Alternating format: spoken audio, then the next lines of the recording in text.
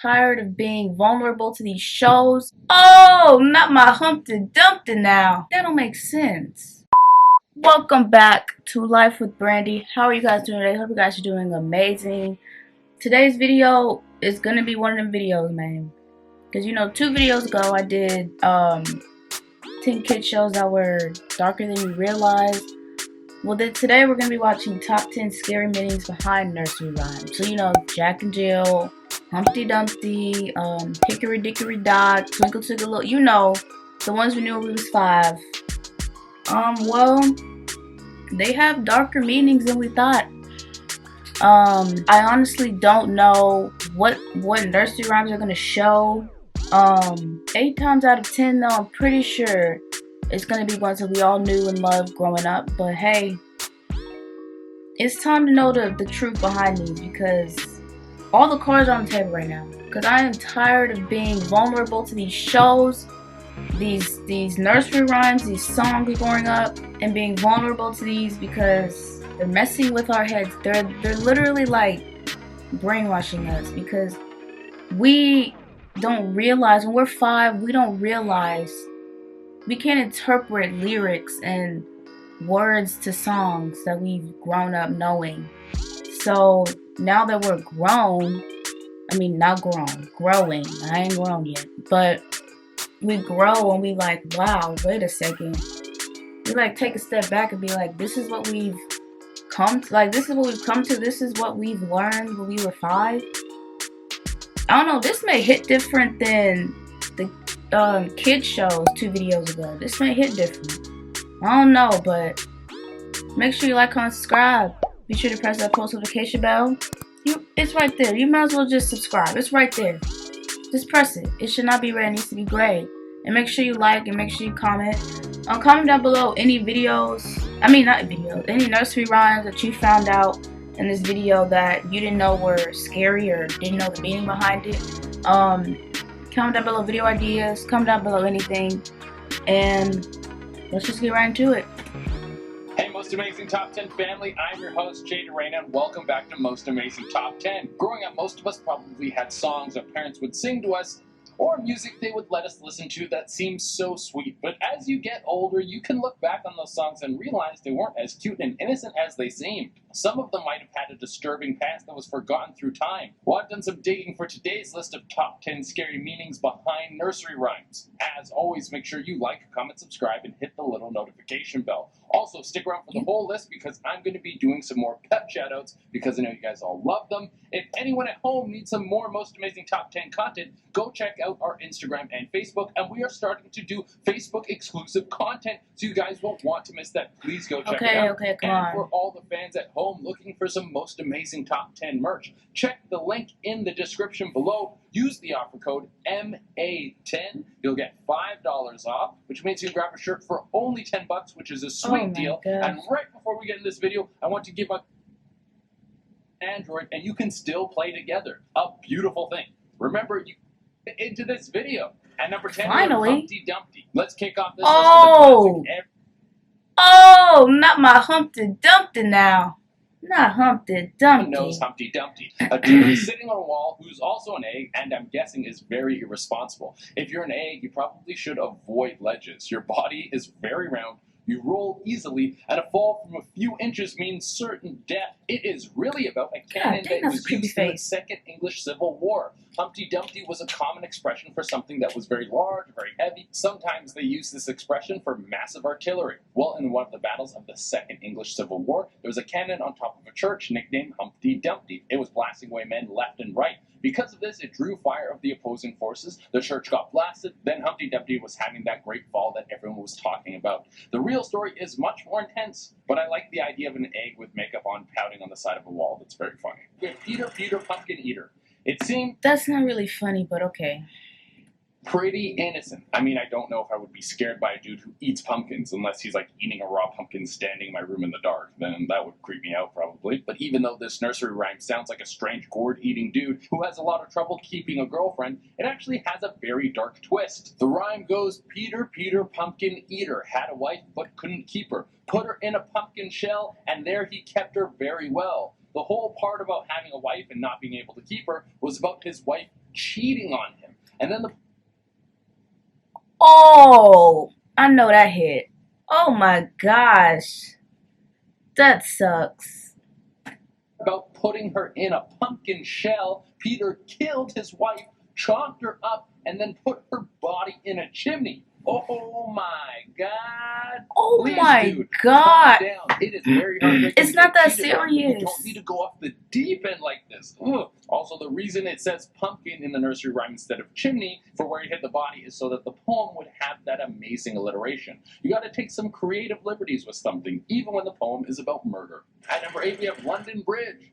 London Bridge is falling down, falling down, falling down, my fair lady. This nursery rhyme sounds more like a report. Like someone ran in out of breath to tell the queen that London Bridge was falling down. Remember that she was a queen and was like, my lord or my lady, true. or like, whatever they said to those people. However, the truth behind this nursery rhyme is even scarier. Apparently, they used to do human sacrifices and place them at the bottom of bridges to make sure they would never fall. This song was a reminder to people that they must sacrifice people at the base of a bridge to protect it. Some people were killed in a way called tombing, where they would be cemented into a room that was at the base of the bridge that had no exit.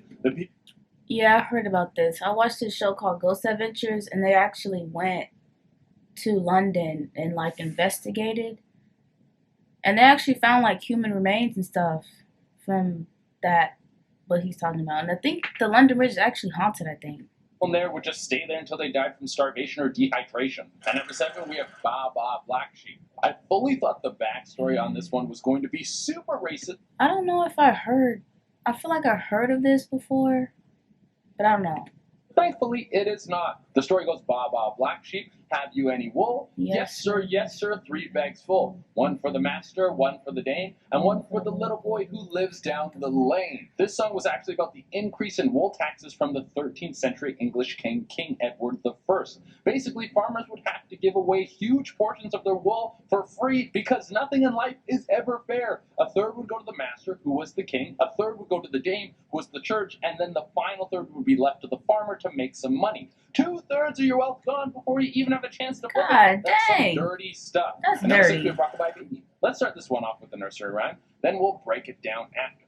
Rockabye baby from the treetop. When the wind blows, the cradle will rock. When the bough breaks, the cradle will fall. And down will come baby, cradle and all. Who's putting a baby on the top of a tree? This sounds a little murderous. I don't know. Oh my gosh. I'm just... A windy day and then just rock. You don't even need to go into the back. That's child neglect and kind of abuse.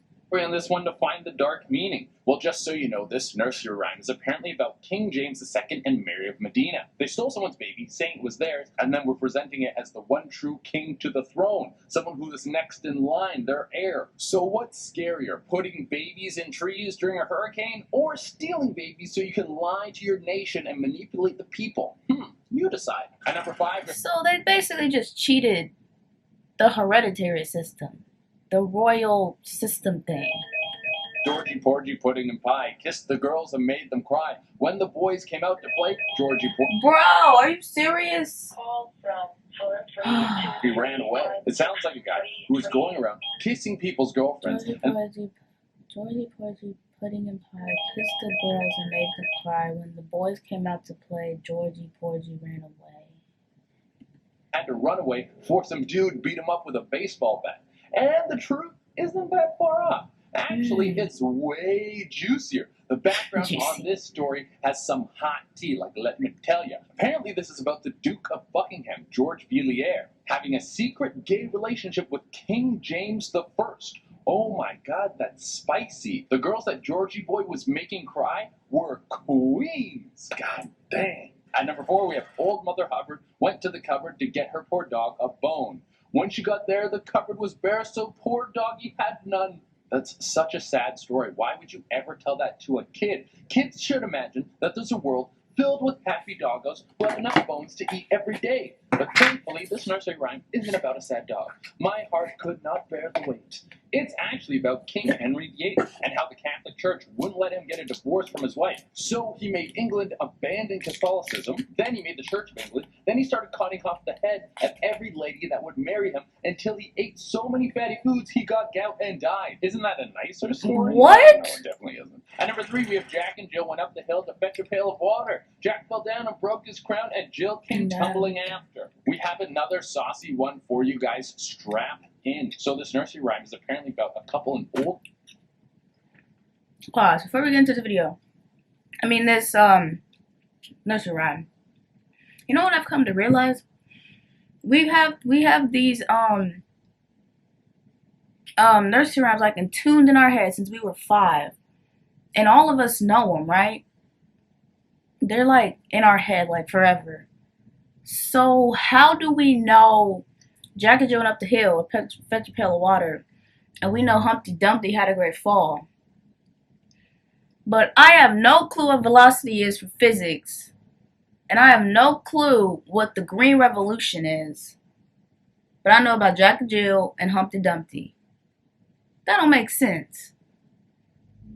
And I learned that stuff a year and a half ago. And I've been knowing this stuff for about a decade. Dang, that sounds old. Like, that don't make sense. Like, these lyrics, these little happy-go-lucky songs will have these dark pasts that we didn't know about because we were 5 and we were vulnerable and we couldn't interpret text like we can now. So it's like, why are we learning these things? Like, why are our teachers, parents, administrators making us learn these things? Like, I don't understand. I don't even know if they know the dark past behind this, but I don't know. Let's just get into Jack and Jill. Times. It's estimated it would have been around the 1500s. These two would sneak off to go cheat on their spouses. Already juicy. Then what happened is Jill got pregnant. Jack killed himself from the stress of the situation, and then Jill dies while in childbirth. And then Jill dies while giving birth to their bastard son. This is my some Game gosh. of Thrones level drama. At number 2, we have Here We Go Round the Mulberry Bush. I never got this one as a kid. I didn't know what a mulberry bush was, and I never heard of this one, so I'm going to learn something too. People would want to walk around it. I figured mulberries were like the most amazing fruit. It was like a blackberry that got fused with a gusher and then got dipped in frosting and then deep fried. Why else would people want to walk around a bush like that all day? Well, it was because they had nothing better to do. Walking around the mulberry bush was a reference to a woman's prison, where exercise for the day would be a little jaunt around the bush before everyone was forced back into their cells. So mulberry bush was the exact opposite of something great. It was literally all they had. At number 1, we have Goosey Goosey Gander, Whither Dost Thou Wander. Oh, I remember this one, but I don't think I listened to it. Upstairs and downstairs in my lady's chamber, where I met the old man who wouldn't say his prayers, I took him by the leg and threw him down the stairs. This one takes the number 1 spot because... Bro, how do you not understand that just from the lyrics? Oh, well, we were 5, so never mind. But like, what? That just doesn't even sound at all like logical.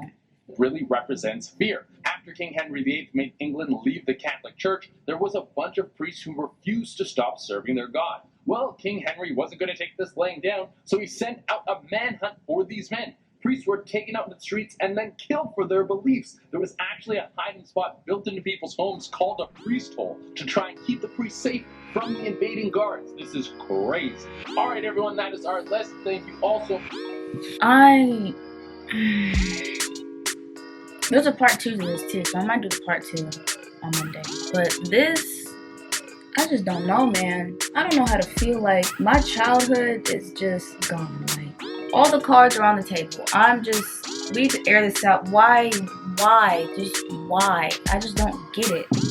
Why are they doing this to us? Like, this is for like our generation, not the generation now, because they're learning something totally different. But for us, we didn't have YouTube growing up. We didn't have iPads like these kids have now. All we had was nursery rhymes Barney, Go Diego Go, Dora. Now these kids have YouTube. And look what we, and even I heard, what's it called? Dora has a dark past or something like that. I'm still processing. I'm still processing from 2 videos ago from the kids shows. Ed, Ed and Eddie. Like, come on now. I'm still processing that. Now I gotta process this, and then there's a part 2 to this. Now I gotta process that. So that's 3 processes I need to process. That's a lot of processing. So I just don't know right now. I need to reflect on my childhood. I need to really reflect. But I had a good childhood though. I'm not going. I wouldn't ask for a better childhood, but I will always be a child at heart, forever. People who know me, I'm a child. So honestly, I'm gonna take this to heart a little bit. I'm not even gonna cap with you. What was I gonna say? Comment down below something you didn't know about these videos. I mean, these nursery rhymes. I will do the part 2 for this. Probably Monday or maybe next Friday. I don't know. Oh shoot. I don't know. But new video coming out next week. It's not a reaction video. It's like an actual video. I hope you guys enjoyed this video. Excuse me. Make sure to like, comment, and subscribe. Be sure to press that post notification bell. It should not be red, it needs to be gray. I hope you guys stay active, stay hydrated, read your Bible, and I'll see you guys in the next one. Ciao! Boom, boom, boom, boom.